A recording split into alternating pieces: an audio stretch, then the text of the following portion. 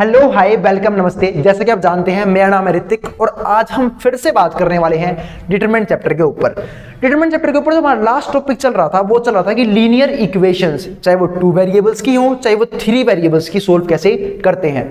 ठीक है, इसके ऊपर 2 वीडियोस ऑलरेडी बना चुका हूं। पहली वीडियो में ये सीखा था कि चाहे वो 2 वेरिएबल वाली लीनियर इक्वेशन हो चाहे वो 3 वेरिएबल वाली हो हम सोल्व कैसे करते हैं। दूसरी वीडियो में मैंने क्वेश्चंस करवाए, ठीक है, जो शायद #10 के नाम से गई होगी, ठीक है, जहां मैंने क्वेश्चन करवाए थे, ठीक है, कि भाई जो 2 वेरिएबल वाली इक्वेशन होती है उसे क्वेश्चन हम कैसे करेंगे, मतलब उसकी प्रैक्टिस की थी। आज इसके ऊपर तीसरी वीडियो लेके आया हूं मैं, ठीक है। इसमें हम क्या करने वाले हैं कि भाई जो 3 वेरिएबल्स वाली लीनियर इक्वेशन होती है ना, इसे हम सोल्व कैसे करेंगे उसकी प्रैक्टिस सिखा पहले ही चुका हूं, प्रैक्टिस इस वीडियो में कर लेंगे। दूसरी बात, इसका जो सवाल है ना भाई 5 नंबर का आना ही आना है। जो बच्चा बोर्ड का पेपर देगा उसको ये क्वेश्चन 5 नंबर में दिखेगा ही दिखेगा। आई बात समझ में? तो इस क्वेश्चन को छोड़ना बहुत बड़ी बेवकूफी होगी क्योंकि फिक्स है भाई, आएगा ही आएगा। आई बात समझ में? तो चलो शुरू करते हैं, कैसे करेंगे 3 वेरिएबल वाली इक्वेशन को सोल्व, उसकी प्रैक्टिस। और कंसेप्ट वाली वीडियो इसकी पहले ही बन चुकी है, जिसने वो ना देखी हो वो भी देख लेना, वो शायद #9 के नाम से है। ठीक है, तो चलो शुरू करते हैं, कैसे करेंगे हम 3 वेरिएबल वाली इन 3 इक्वेशंस को सोल्व। तो इसे मान लेते हैं इक्वेशन फर्स्ट, इक्वेशन सेकंड और इसे मैंने मान लिया इक्वेशन थर्ड। यहां पे क्या है, 3 वेरिएबल्स है x, y और z और हमें क्या करना है, हमें इनकी वैल्यू निकालनी है। तो चलो शुरू करते हैं, कैसे करेंगे कैसे निकालेंगे इनकी वैल्यू। तो एक तो मुझे क्या निकालना होगा, पहले मुझे कुछ मानने होंगे मैट्रिक्स। एक तो मैंने मान ली x मैट्रिक्स। x मैट्रिक्स किसकी बनेगी, वो बनेगी x, y, z की, यानी कि उन वेरिएबल्स की जिनके में वैल्यू निकालनी है। फिर एक बनेगी ए मैट्रिक्स। ए मैट्रिक्स किसकी बनेगी, एक्स वाई जेड के कोफिशिएंट्स की, यानी कि 1, -1 और फिर 1। फिर उससे अगली बनेगी 2, 1 और -3 है ना, 2, 1 और -3। और यहाँ पे एक्स 1 है, फिर 1 है और फिर जेड भी क्या हो जाएगा 1। ये आ गई ए मैट्रिक्स। अब जो बी मैट्रिक्स बनेगी वो बनेगी हमारे पास आंसर की, यानी कि 4, 0, 2। तो ये बन चुके हमारे पास 3 मैट्रिक्स। इसके बाद जो हमारा मेन फोकस होता है वो होता है ए के ऊपर, कि भाई ए का इनवर्स कैसे निकालेंगे। हमें ए का इनवर्स निकालना है। बात है भैया, ए का इनवर्स क्यों निकालना है, बताऊंगा क्यों निकालना है, पर निकालो। तो ए का इनवर्स निकालना है, उसके मुझे क्या निकालना होगा, माइनर्स। और माइनर क्या होते हैं, हर एलिमेंट के अलग अलग।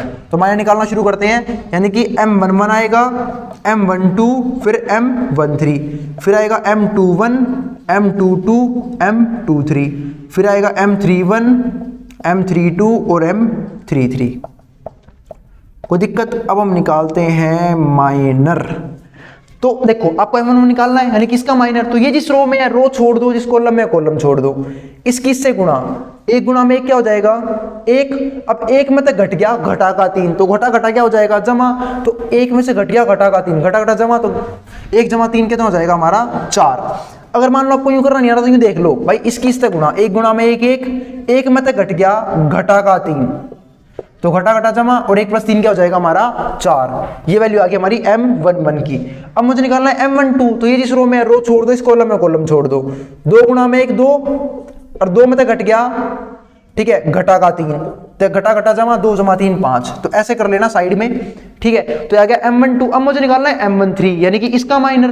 तो ये जिस रो में है वो रो भूल जाओ, जिस कॉलम में है कॉलम भूल जाओ। 2 गुणा में 1, 2, 2 में तक घट गया 1, तो कितना आ गया 1। अब निकालना है M21, यानी कि इसका माइनर। तो ये जिस रो में है रो छोड़ दो, इस कॉलम में कॉलम छोड़ दो। -1 गुणा में 1 क्या होगा, -1, -1 में से घट गया 1, तो क्या आएगा हमारा माइनस का 2। कोई दिक्कत? अब निकालना है मुझे M22, यानी कि इसका माइनर। तो ये जिस रो में है रो छोड़ दो, इस कॉलम में कॉलम छोड़ दो। 1 गुणा में 1, 1 और 1 में तक घट गया 1, तो कितना आ गया 0। ये आ गया M22 का माइनर। अब मुझे निकालना है M23 का माइनर, यानी कि इसका माइनर। तो ये जिस रो में है रो भूल जाओ, जिस कॉलम में कॉलम भूल जाओ। 1 गुणा में 1, 1 में तक घट गया, घटा का 1, और घटा घटा क्या होता है, जमा।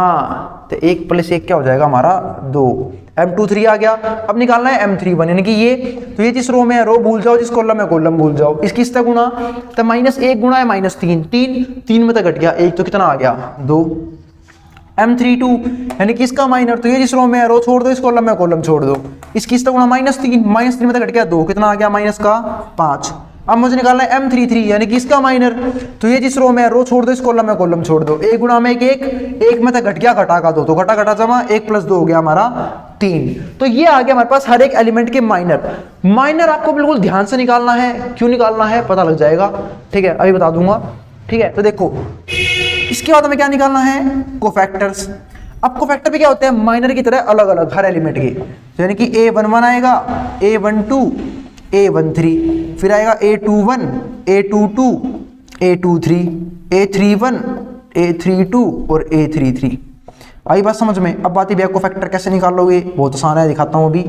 देखो इन दोनों को जोड़ लो, एक और एक क्या होता है 2, इवन आया तो यूं का यूं माइनर क्या बन जाएगा, कोफैक्टर। लेकिन अगर एक और 2 3 होता है यानी क्या गया ओड, तो कर देंगे सिंबल चेंज। तो एक और एक 2 यानी कि इवन, तो 4 क्या बन जाएगा यूं का यूं, कोफैक्टर। एक और 2 3 यानी कि ओड, तो कर दूंगा सिंबल चेंज। एक और 3 4 तो यूं का यूं क्या बन जाएगा, माइनरी कोफैक्टर। 2 और 1 3 तो सिंबल चेंज। 2 और 2 4 तो यूं का यूं क्या आ जाएगा हमारा 0। 2 और 3 5 तो सिंबल चेंज। 3 और 1 4 तो यूं का यूं आ जाएगा, ठीक है। 3 और 2 5 तो सिंबल चेंज, -5 का +5। 3 और 3 6 तो यूं का यूं क्या आ जाएगा हमारा 3। बहुत बढ़िया, आपके कोफैक्टर आ चुके हैं। आई बात समझ में। अब मैं क्या निकालूंगा इसके बाद, एडजॉइंट, यानी कि ADJ of A, adjoint of A। और वो हमारा क्या होगा, इसको हमें अरेंज करने की मैट्रिक्स में, यानी कि 4 -5 और 1 2 0 -2 और फिर 2 5 3, और क्या कर दूंगा इसका ट्रांसपोज। जैसे ही आप कोफैक्टर को एक मैट्रिक्स में अरेंज करते हो और कर दोगे इसका ट्रांसपोज, क्या आ जाएगा, एडजॉइंट ऑफ ए। इसका ट्रांसपोज करते हैं तो कैसे करोगे, पहली रो का पहला कॉलम बना लो 4 -5 और 1, दूसरी रो का दूसरा कॉलम 2 0 -2, और तीसरी रो का तीसरा कॉलम 2 5 और 3। तो ये हमारा क्या आ गया, एडजॉइंट ऑफ ए। अब मैं क्या निकालूंगा, ए का डिटर्मिनेंट। क्यों, जरूरत पड़ेगी ए इनवर्स निकालते वक्त, तो समझ जाएंगे अभी क्यों। ठीक है, तो ए का डिटर्मिनेंट निकालना है। अब डिटर्मिनेंट निकालने के तरीके तो मैं पहले दिन से बताता आ रहा हूं, ठीक है, लेकिन अब जो बताना है, क्योंकि एक तरीका तो क्या है कि भाई किसी भी रो है किसी भी कॉलम से एक्सपेंड कर लो इस ए मैट्रिक्स को, आपका डिटर्मिनेंट आ जाएगा। लेकिन एक तरीका क्या होता है, अगर आप किसी भी रो के एलिमेंट्स की, ये है फर्स्ट रो के एलिमेंट, उसी रो के कोफैक्टरों से, ठीक है, मल्टीप्लाई कर दोगे और जोड़ दोगे तो क्या आ जाएगा, ए का डिटर्मिनेंट। ठीक है, यानी कि ये इसके एलिमेंट और ये इसके कोफैक्टर है, तो 1 गुणा में 4, ये एलिमेंट है ये इसका कोफैक्टर है, तो 1 गुणा में 4, बीच में प्लस, फिर -1 की -5 से, तो -1 मल्टीप्लाई -5, बीच में प्लस, और फिर 1 गुणा में 1, यहाँ आ गया 1, तो 1 गुणा में 4 4, माइनस माइनस प्लस, 1 गुणा है 5 5, और यहाँ हो गया 1, 4 और 5 9, और ये कितना हो गया 10। तो हमारे पास क्या आ गया, ये ए का डिटर्मिनेंट, ये आ चुका हमारे पास 10। कोई दिक्कत। अब मुझे क्या निकालना है, ए का इनवर्स। क्या निकालना है, ए का इनवर्स। उसका फॉर्मूला होता है adjoint of A divide by A का डिटर्मिनेंट। एडजॉइंट ऑफ ए कितना आया, ये निकाल रखा ऊपर, डिवाइड कर दो किससे, ए के डिटर्मिनेंट, यानी कि 1/10, और यहाँ पे क्या आ जाएगा एडजॉइंट ऑफ ए, यानी कि 4 2 2 -5 0 5, और फिर 1 -2 और 3। तो ये आ चुका हमारे पास क्या, ए इनवर्स। ए इनवर्स आ गया। अब बात है भैया इनवर्स ही क्यों निकाला था, अब पता लग जाएगा। ठीक है बेटे, निकाल लेंगे हम एक्स निकालने के लिए होता है फॉर्मूला ए इनवर्स बी। ये होता है इंपॉर्टेंट फॉर्मूला, ध्यान रखना है इस बात का। एक्स इक्वल्स टू क्या होता है, ए इनवर्स बी। तो जरूरत थी एक्स निकालने के लिए ए इनवर्स की, इसलिए मैंने क्या निकाला है, ए इनवर्स। बात ये फॉर्मूला आया कहां से, समझा देता हूं भाई। ये एक्स मैट्रिक्स है, इस ए की इस एक्स से गुणा हुई होगी जब ये बी आया होगा। तो अगर मुझे यहां से x निकालना है तो कैसे निकालूंगा, a को उठा के वहां भेज दूंगा, तो x की वैल्यू क्या आएगी हमारे पास, x को वहां भेजूंगा तो a इनवर्स इंटू बी। तो इस तरीके से हमारा क्या आया, ये वाला फॉर्मूला। अब बस a इनवर्स की b से मल्टीप्लाई कर दो, आपका आंसर आ जाएगा।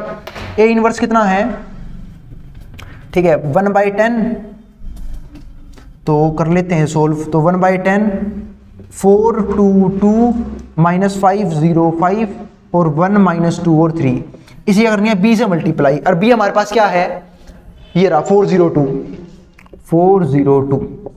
अब उम्मीद है मल्टीप्लाई करना सबको आता होगा, जिनको नहीं आता भाई वो ऑपरेशन ऑफ मैट्रिक्स की वीडियो देख लेना, वहां मैंने सिखाए थे कि मैट्रिक्स से मल्टीप्लाई कैसे होती है। तो बड़े चेक करते हैं जिनको आता है उनके लिए पॉसिबल है या नहीं है। तो एक मैट्रिक्स की मैट्रिक्स होना पॉसिबल जब होती है तो पहले वाली में जितनी कॉलम्स हो ना, अगर उतनी रो होनी चाहिए। तो 3 कॉलम है, यहाँ पे 3 रो है, इसका मतलब मल्टीप्लाई पॉसिबल है। क्योंकि इसका ऑर्डर है 3 क्रॉस 3, इसका ऑर्डर है 3 क्रॉस 1, इसलिए कट गया। और जो मैट्रिक्स बनेगी वो बनेगी 3 रो और 1 कॉलम की।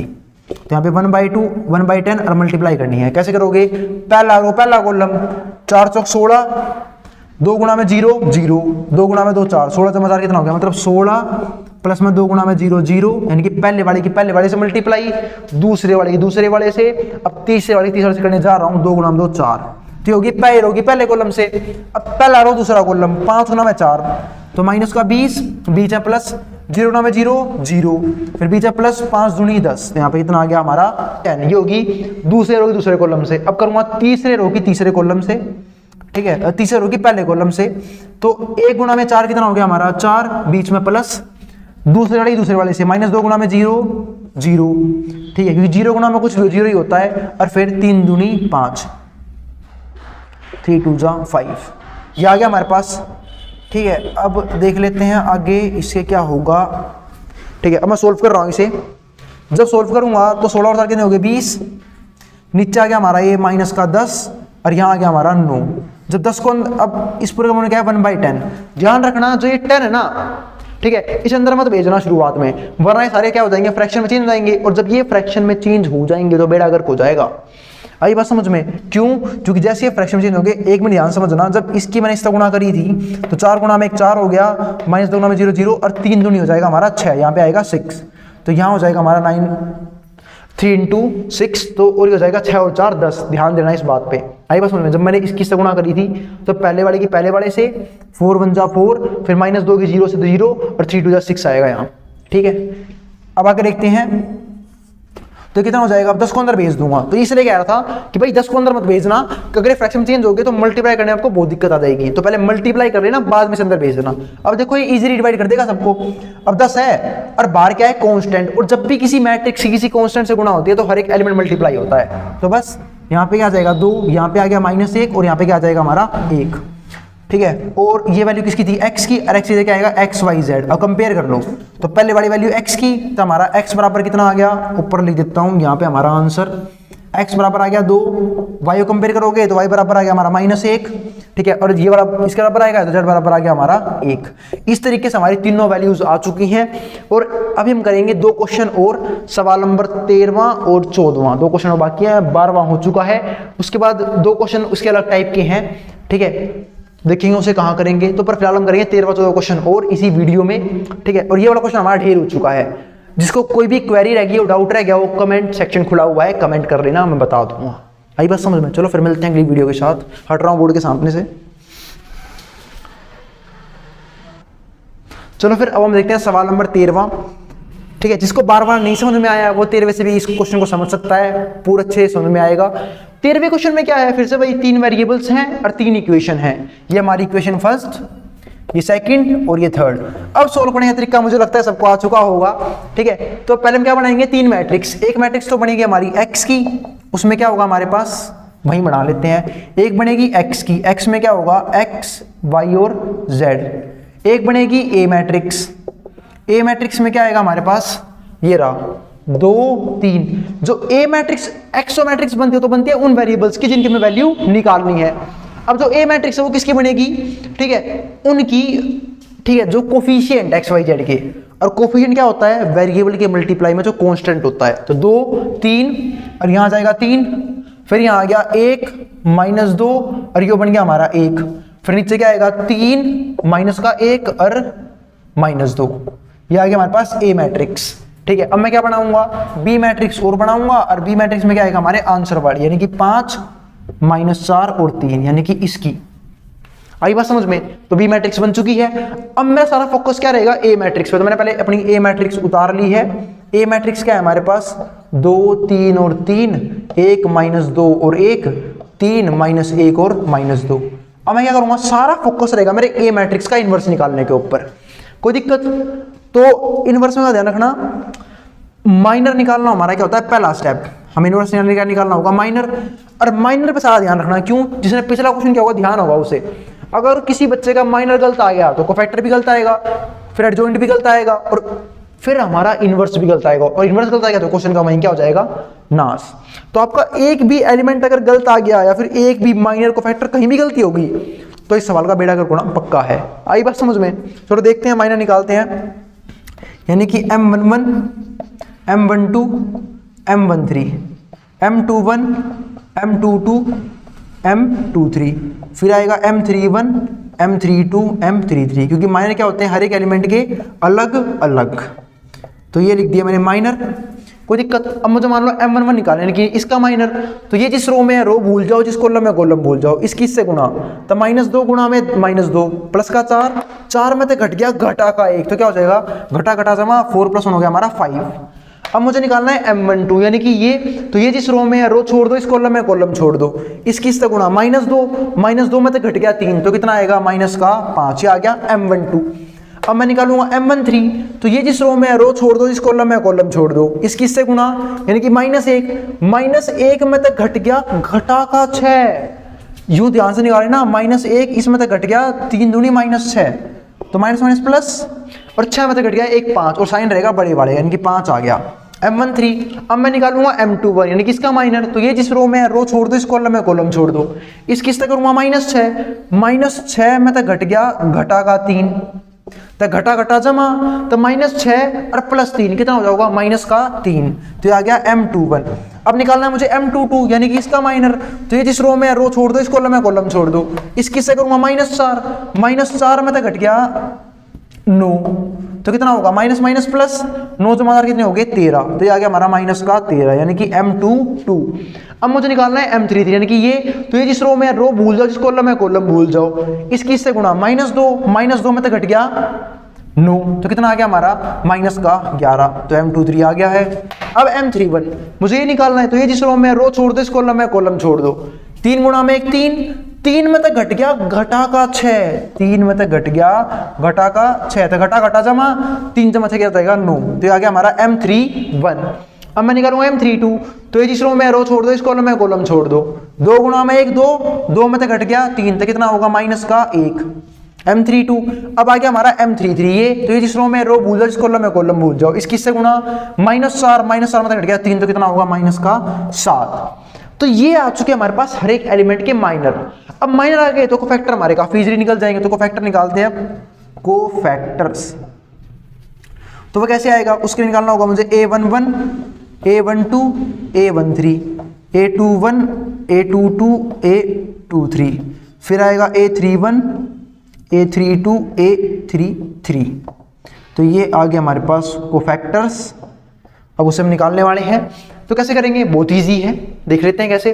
तो देखो भाई, कोफैक्टर करना क्या होता है, इन दोनों को जोड़ना होता है, ठीक है। कोफैक्टर में इन दोनों को जोड़ना होता है, एक और एक कितना हो गया 2। अगर इवन आया तो यूं का यूं माइनर क्या बन जाएगा, कोफैक्टर। लेकिन अगर आया ओड, यानी कि 1 और 2 3 ओड, तो कर देंगे सिंबल चेंज।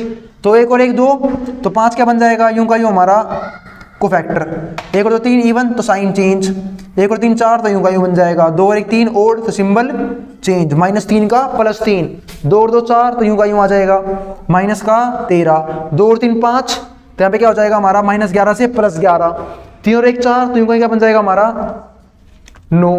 3 और 2 5, तो सिंबल क्या कर दूंगा चेंज, -1 से +1। 3 और 3 6, तो यूं का हो जाएगा -7। अब हमें क्या निकालना है, अगला फोकस होता है हमारा ADJ ऑफ A, यानी कि एडजॉइंट ऑफ A निकालने के ऊपर।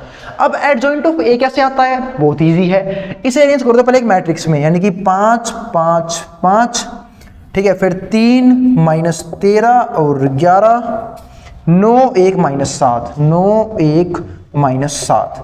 तो और कर दो इसका ट्रांसपोज, आप इसे मैट्रिक्स में अरेंज कर दो और कर दो उसका ट्रांसपोज, क्या आ जाएगा एडजॉइंट ऑफ A। जैसे मैं इसका ट्रांसपोज करूंगा तो क्या होगा, पहली रो का पहला कॉलम बन जाएगा, यानी कि 5 5 और 5। फिर दूसरी रो का दूसरा कॉलम 3 -13 और 11, और फिर तीसरी रो का तीसरा कॉलम 9 1 -7। तो ये हमारे पास क्या आ गया, एडजॉइंट ऑफ A। अब मुझे क्या निकालना है, A का इनवर्स, और A इनवर्स का फॉर्मूला क्या होता है, वो होता है adjoint of A divide by A का डिटरमिनेंट। जैसे ही आप एडजॉइंट ऑफ A को डिवाइड कर दोगे A के डिटरमिनेंट से, आपका इनवर्स मौजूद हो जाएगा।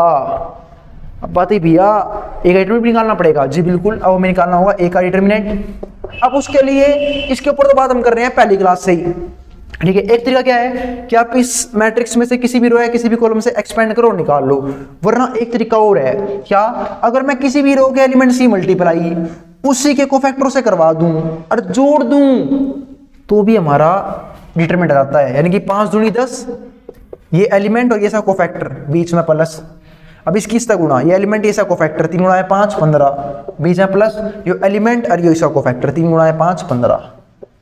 ठीक है, ये आगे और जोड़ दो 15 और 15 30, 30 जमा 10 40, ये हमारा क्या आ गया ए का डिटरमिनेंट। तो बस तो हमारा इनवर्स क्या आ गया है 1/40, डिवाइड करना था यू की, यहाँ पे क्या आ जाएगा 5 3 9 5 माइनस 13 1 और 5 11 माइनस 7, ये हमारा आ गया है इनवर्स। ए का इनवर्स आ चुका है। अब ए इनवर्स तो निकाल लिया, अब हमें फोकस किस चीज के ऊपर करना है, अब फोकस करना है हमें अगले स्टेप के ऊपर, जहां हमें क्या काम करना था, हमें तो निकालनी थी एक्स वाई जेड की वैल्यू। तो एक्स निकालने का जो फॉर्मूला होता है वो होता है ए इनवर्स इंटू में बी, यानी कि ए इनवर्स की जब बी तक गुणा होती है ना तो हमारा क्या आता है एक्स। अब ए इनवर्स तो आ गया, बोल रहा बात भाई कैसे बता चुका भाई, बस सिर्फ बहुत बता चुका, कंसेप्ट नहीं बताया था, पहले क्वेश्चन नहीं बताया है। 1/40 तो हमारे कितना आ गया 5 3 9 5 माइनस 13 1, और जो बालक स्किप करके देख रहा होगा ना तो उसका तो भाई रह गया होगा, तो देख लियो, बता चुका हूं मैं से एक बार कैसे आया है एक्स बराबर ए इनवर्स बी।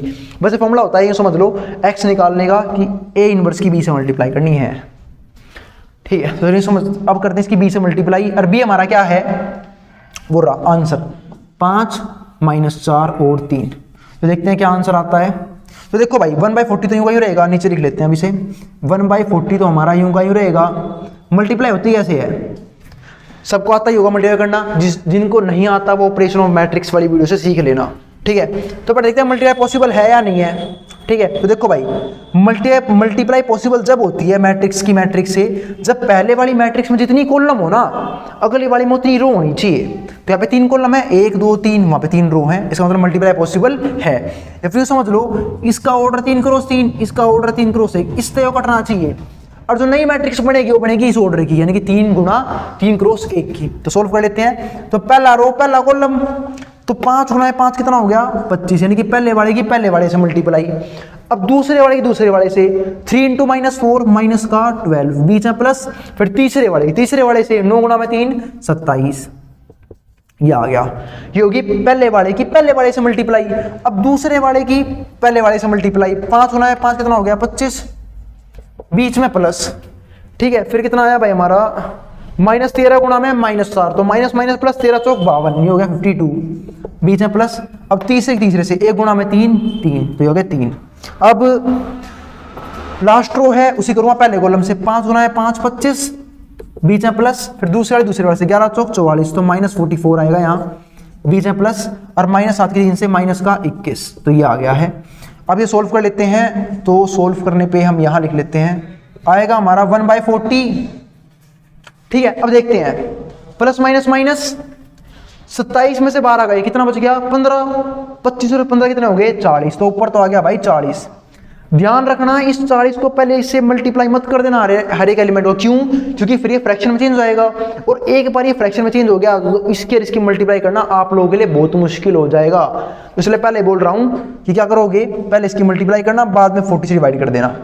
अब यहाँ कितना आएगा 52 जमा 3 55, 55 और 5 60 और 20 80, ये आ गया 80। और लास्ट में कितना आएगा माइनस माइनस प्लस, 44 और 1 45, 45 और 20 कितने हो गए हमारे 65, 65 5 कितने हो गए हमारे 70, कहीं ना कहीं नाश तो नहीं कर दिया, ये हो गया 90। ठीक है, यहाँ आ गया 90, जो कि आना नहीं चाहिए था शायद, 45 और 20 65। एक बार आप इस मल्टीप्लाई चेक कर लेते हैं, जब इसकी से करता है, ये आ गया 5 गुणा 5 25, ठीक है, 11 चौक 44, और ये हो गया 7 21। ठीक है, अब जो होगा देखा जाएगा। अब यहाँ देखते हैं माइनस माइनस प्लस, 4 2 6, और ये 65, 65 और 5 70 और 20 90, तो आ गया। जब अंदर भेजूंगा इसे 40 को अंदर, तो भाई सबको ऐड कर देगा, तो ये आ जाएगा हमारा 1 2, और ये आ जाएगा 90/4, यानी कि 9/4। और कंपेयर करेंगे एक्स वाई जेड से, जब कंपेयर करूंगा तो x आएगा हमारा 1, y आएगा हमारा 2, और z आएगा हमारा 9/4। कोई दिक्कत अगर किसी को लग रहा हो कहीं गलती कर रखी है तो भाई अपनी जेड के लिए ठीक कर लेना, हो सकता है जेड के लिए 3 हो मेरे हिसाब से। फिर मैं एक बार चेक कर लेता हूँ इसी में, ठीक है, अगर कोई मिस्टेक होगी हो तो हम देख लेंगे अभी। ठीक है, बी क्या था हमारा, 5 - 4 3 25 44 और 21 55 65। ठीक है, यहाँ पे कोई गलती नजर नहीं आ रही है। ठीक है, तो अगर कोई मिस्टेक हो देख लेना, बाकी वैसे सही है हमारा आंसर। जेड के लिए 9/4 आ गई है, x 1 है और y 2 है। ठीक है, तो चलो फिर मिलते हैं फिर अगली वीडियो के साथ, तब तक के लिए नहीं, अगली वीडियो में अगले क्वेश्चन के साथ।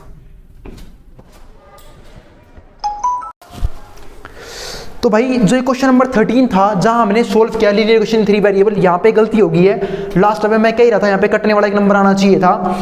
ठीक है, तो जब यहाँ पे देखा ना मैंने कि यहाँ पे क्या हो रखा है इस वाले स्टेटमेंट में लास्ट में माइनस माइनस प्लस 44 और 21 होगा हमारा माइनस का 65, माइनस 65 और प्लस 25 कितना होगा हमारा माइनस का 40। तो यहाँ आएगा माइनस 40, और जब ये 40 अंदर जाएगा ना तो क्या कर देगा माइनस 40/40 क्या कर देगा माइनस का 1। तो यहाँ पे क्या आंसर आएगा, x की वैल्यू 1 कंपेयर करने के बाद y की 2 और z की आएगी हमारी माइनस की 1। इसे ठीक कर लेना। ठीक है, यहाँ पे मुझसे गलती हो गई थी, आई बात समझ में। ठीक है, तो चलो फिर मिलते हैं अगले क्वेश्चन के साथ, क्वेश्चन नंबर 14 और इस वीडियो का आखिरी सवाल।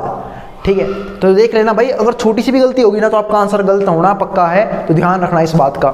मिलते हैं फिर अगले क्वेश्चन के साथ, सवाल नंबर 14 के साथ। चलो फिर अब हम देखते हैं क्वेश्चन नंबर 14। क्वेश्चन नंबर 14 इस वीडियो का आखिरी क्वेश्चन होगा, आई बात समझ में। तो शुरू करते हैं क्वेश्चन नंबर 14। क्वेश्चन नंबर 14 में भी क्या है, 3 वेरिएबल की 3 इक्वेशंस हैं, और मैं 3 वेरिएबल की 3 इक्वेशन को सोल्व कैसे करते हैं इसके पहले ही वीडियोस बना चुका हूं और डाल भी चुका हूं कंसेप्ट की। ठीक है, आज हम सिर्फ ये क्वेश्चन करके देखेंगे ये क्वेश्चन कैसे होगा। तो हमारा क्वेश्चन नंबर 14 इस वीडियो का आखिरी सवाल है।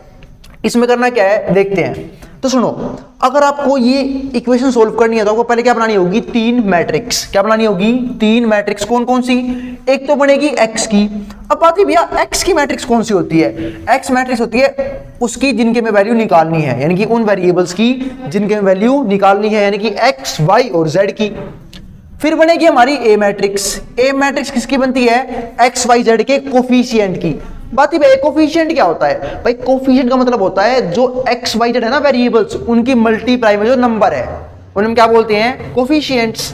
तो क्या आ जाएगा, a की जगह 1 - 1 2। जैसे यहाँ देखो x का कोफिशिएंट कुछ नहीं है तो क्या हो जाएगा 1, y का -1, z का 2। फिर यहाँ पे क्या हो जाएगा, x का कोफिशिएंट 3, फिर y का 4, z का -5, फिर यहाँ पे 2 -1 और 3। आई बात समझ में। फिर हमारा क्या आता है, बी मैट्रिक्स किसकी बनती है, आंसर्स की, जो हमारे आंसर आए हुए हैं, यानी कि यहाँ पे देखो 7 - 5 और 12। मैंने आपको बताया था मैट्रिक्स का ऑर्डर कोई भी चेंज नहीं करेगा, जो मैट्रिक्स का ऑर्डर मैंने यहाँ लिखा हुआ है ना वही वो ऑर्डर रहेगा। अगर आपने ऑर्डर चेंज कर दिया सवाल का नाश हो जाएगा। आगे देखते हैं। ठीक है, तो हमारे पास ये 3 मैट्रिक्स बन चुकी है। अब जो हमारा सारा फोकस होगा ना वो होगा ए का इनवर्स निकालने के ऊपर। ठीक है, और उम्मीद है आप सबको ए इनवर्स निकालना आता होगा। मैं इनवर्स निकालना सिखा चुका हूं डिटरमिनेंट वाले मेथड से पहले ही वीडियोस में। अब यहां देखते हैं हमारे पास क्या है, ए मैट्रिक्स। तो चलो देखते हैं इनवर्स कैसे आएगा। इनवर्स निकालने के लिए क्या करना होगा, पहले निकालना होगा माइनर्स। क्या निकालने होंगे पहले हमें, माइनर्स। और माइनर क्या होते हैं, हर एलिमेंट के अलग अलग, यानी कि हमारे पास क्या आएगा M11, फिर आएगा M12, फिर आएगा M13, फिर आएगा M21, M22, M23, फिर आएगा M31, M32 और M33। तो क्या आएगा हमारे पास, ये आ गया हमारे पास हर एक एलिमेंट के अलग अलग माइनर्स। तो मैं निकाला M11, यानी कि इसका माइनर निकालना है मुझे। ठीक है, M11 किसका नाम होता है, इस एलिमेंट का, जो एलिमेंट पहले रो पहले कॉलम में है। ठीक है, तो इसका माइनर निकालना है। तो ये जिस रो में रो भूल जाओ, इस कॉलम में कॉलम भूल जाओ। अब इसकी इससे गुणा, 4 गुणा में 3 12 में तक घट गया, घटा का 12 में तक घट गया 5, तो कितना आ गया हमारा 7। तो आ गया हमारा M11। अब मुझे निकालना है M12, यानी कि इसका माइनर। तो ये जिस रो में रो छोड़ दो, इस कॉलम में कॉलम छोड़ दो। 3 3 = 9, 9 में तक घट गया, घटा का 10। अब 9 में तक घट गया, घटा का 10।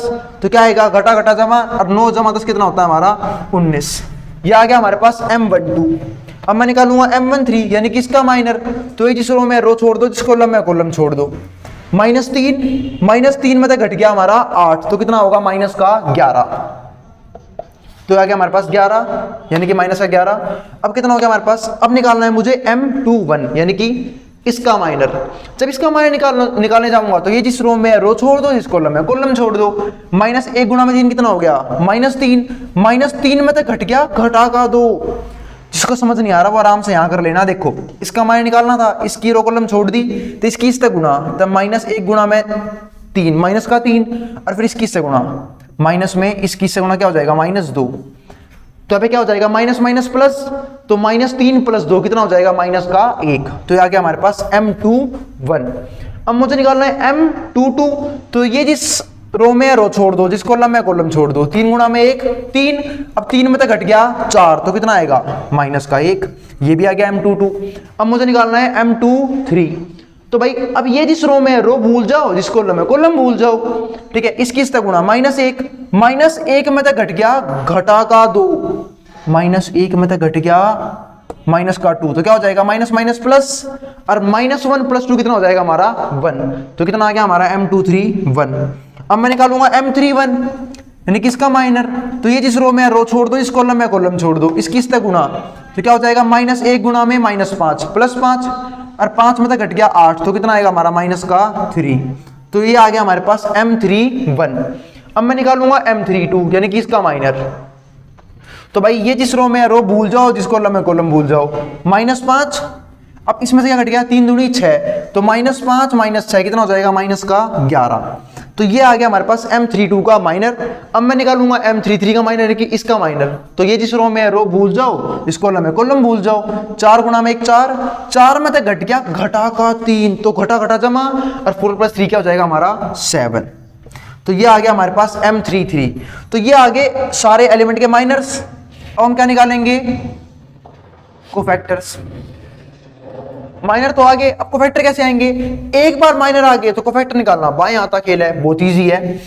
पर कोफैक्टर भी क्या होते हैं? हर एलिमेंट के अलग अलग, यानी कि A11, A12, A13, फिर आएगा A21, A22, A23, फिर आएगा A31, A32 और A33।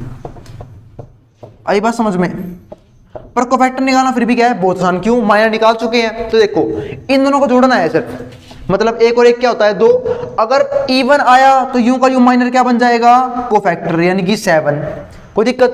और यहां जोड़ लो 1 और 2, 3। और अगर आ गया ओड तो क्या कर दूंगा? सिंबल चेंज, तो क्या हो जाएगा? 19 का -19। 3 और 1 4, इवन आया तो यूं का यूं क्या बन जाएगा? Minor cofactor. 2 और 1 3, तो क्या कर दूंगा? Symbol change. 2 और 2 4, यूं का यूं आ जाएगा। 2 और 3 5, कर दूंगा सिंबल चेंज। 3 और 1 4, तो इवन है तो -3 का यूं क्या बन जाएगा? कोफैक्टर।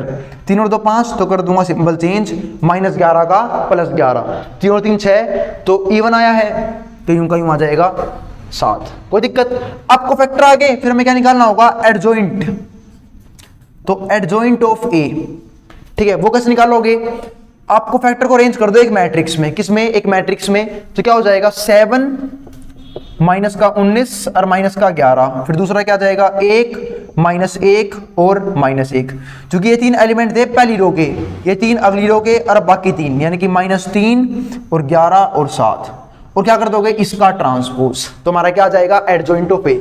जैसे ही आप कोफैक्टर्स के एलिमेंट को एक मैट्रिक्स में अरेंज करते हो और कर दोगे उसका ट्रांसपोज, तो क्या आ जाएगा हमारा? एडजॉइंट ऑफ ए। और ट्रांसपोज करना तो बहुत आसान है। क्या ट्रांसपोज में करना क्या होता है? बस रोज को कॉलम्स में चेंज करना होता है, ठीक है। तो क्या कर दूंगा मैं? पहली रो का पहला कॉलम बना लूंगा 7 -19 -11। दूसरी रो का दूसरा कॉलम 1 -1 -1, और तीसरी रो का तीसरा कॉलम -3 11 और 7। तो ये आ गया हमारे पास एडजॉइंट ऑफ ए। अब चलेंगे फाइनल स्टेप के ऊपर, यानी कि इनवर्स निकालने के ऊपर। और इनवर्स निकालने के लिए क्या करते हैं? एडजॉइंट ऑफ ए को डिवाइड कर देंगे किससे? ए के डिटरमिनेंट से। तो जैसे ही मैं एडजॉइंट ऑफ ए को डिवाइड करूंगा ए के डिटरमिनेंट से, तो क्या आ जाएगा हमारा? ए का इनवर्स। तो करते हैं भाई डिवाइड ए के डिटरमिनेंट से। पर इसके लिए मुझे क्या पता होना चाहिए? ए का डिटरमिनेंट, तो वो निकालना होगा। अब ए का डिटरमिनेंट निकालने के बहुत से तरीके आ चुके हैं हमारे पास। एक तरीका तो ये है जो हमने कहाँ सीखा है, 4.1 से सीखते आ रहे हैं पहली वीडियो से ही, कि आप इस मैट्रिक्स को किसी भी रो या किसी भी कॉलम के अलोंग एक्सपेंड कर दो, अब क्या आ जाएगा? डिटरमिनेंट आ जाएगा। लेकिन अब हो गया है, अब आ गया एक एडवांस तरीका। अगर मैंने एक बात और समझाई थी, अगर हम किसी भी रो या किसी भी कॉलम के एलिमेंट्स की मल्टीप्लाई उसी के कोफैक्टर से कर दे और जोड़ दे, तो क्या आता है? ए का डिटरमिनेंट। देखो तो फिर 1 गुणा में 7 कितना आ गया 7, बीच में प्लस, माइनस 1 गुणा में माइनस 19, तो माइनस माइनस प्लस, 1 गुणा में 19 क्या हो जाएगा हमारा 19, बीच में प्लस, और फिर 11 दूनी कितना हो जाएगा माइनस का 22, तो ये आ गया माइनस 22। ठीक है, तो ये क्या आ जाएगा हमारा ए का डिटरमिनेंट। तो 19 जमा 7 कितना हो गया हमारा ये, ठीक है 19 7 26, 26 और माइनस का 22 कितना हो गया, बच गया हमारा 4। तो ये 4 हमारा क्या आ गया ए का डिटरमिनेंट। तो बस ए का डिटरमिनेंट आ चुका है। अब मुझे क्या निकालना है, ए इनवर्स। तो ए इनवर्स का फॉर्मूला क्या होगा, adjoint of A divide by A का डिटरमिनेंट। तो एडजॉइंट ऑफ ए ये रहा, ऊपर ही निकाल लेते हैं ए इनवर्स। तो क्या आ जाएगा हमारा 1/4, लिख दो भाई एडजॉइंट ऑफ ए यूं के यूं। तो क्या आ जाएगा हमारा 7 1 -3, फिर क्या आएगा -19, माइनस का 1 और 11, और फिर लास्ट में क्या आएगा -11 -1 और 7। तो ये हमारे पास क्या आ चुका है ए का इनवर्स। अंदर मत भेजना भी इस 4 को, वरना ये सारा क्या हो जाएगा फ्रैक्शन में कन्वर्ट। क्यों मत भेजना, अब पता लग जाएगा। अब हमें निकालनी क्या थी, हमें निकालनी थी x की वैल्यू। अब x की वैल्यू के लिए जो फॉर्मूला होता है वो क्या होता है, a inverse multiply by b। और कैसे आए ये समझाया था मैंने कंसेप्ट वाली वीडियो में, और आप इस क्वेश्चन को बिल्कुल स्किप नहीं कर सकते। क्यों, क्योंकि ये क्वेश्चन 5 नंबर में आना ही आना है बोर्ड के पेपर में, और कोई रोक नहीं सकता इस क्वेश्चन को आने से। ठीक है, तो अभी भी मिड सेम भी हुए थे, उसमें भी ये क्वेश्चन आया हुआ था, और अभी भी आएंगे, कोई दिक्कत नहीं, फाइनल के पेपर में ये क्वेश्चन आएगा। ठीक है, तो x बराबर किसके होता है हमारा, a इनवर्स b के। तो a इनवर्स क्या है हमारा, ये रहा, निकाल चुका मैं 1/4। ठीक है, 7 1 -3 -19 -1 11 और -11 -1 और 7। तो ये हमारे पास क्या आ गया था, a इनवर्स। जैसे ही इसकी b से मल्टीप्लाई कर दूंगा, अब बात ये b का है हमारे पास, ये रहा भाई b आंसर वाली मैट्रिक्स, यानी कि 7 -5 और 12 मल्टीप्लाई कर दूंगा, हमारे पास क्या आ जाएगी x मैट्रिक्स, यानी कि वेरिएबल्स की वैल्यू आ जाएगी। अभी हमारा आखिरी स्टेप है, तो 1/4 को बाहर छोड़ देना। चलो देखते हैं दिक्कत क्या होगी। अगर मान लो आपने 1/4 को अंदर भेज दिया, तो सारे क्या हो जाएंगे फ्रैक्शन में कन्वर्ट। तब इस मैट्रिक्स की इस मैट्रिक्स से मल्टीप्लाई करना और हो जाएगा मुश्किल। तो पहले मल्टीप्लाई कर लो और फिर कर देना डिवाइड 1/4 से। मल्टीप्लाई करना उम्मीद सबको आता ही होगा, हमने मैट्रिक्स में सीख लिया था कि मैट्रिक्स की मैट्रिक्स से गुणा कैसे होती है।